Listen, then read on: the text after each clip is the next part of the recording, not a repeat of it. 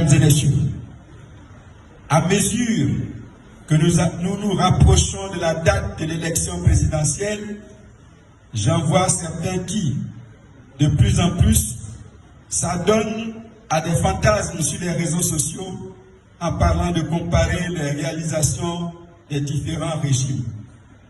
Faut-il en rire ou faut-il en pleurer? Je ne sais pas. Je suis simplement étonné que ces propos émanent, la plupart du temps, des cadres ayant fait toute leur humanité avant 1999. Allez-y demander à ceux-là de se regarder dans un miroir et de reconnaître qu'ils sont le premier bilan du PDCI-RDA.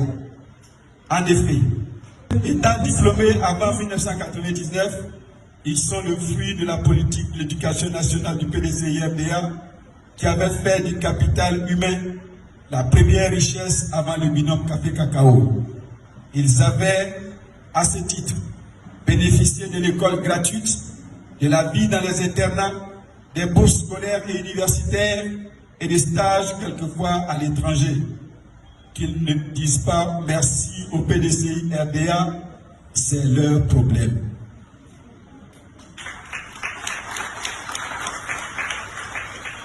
Mais allez-y leur dire de ne surtout pas se presser.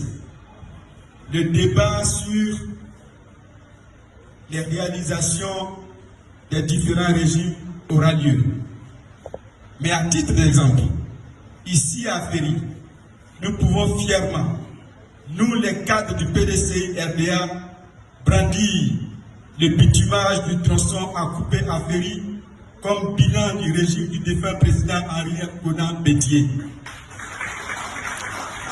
N'eût été le coup d'État de 1999, le bitumage de cette route serait arrivé à Agoville.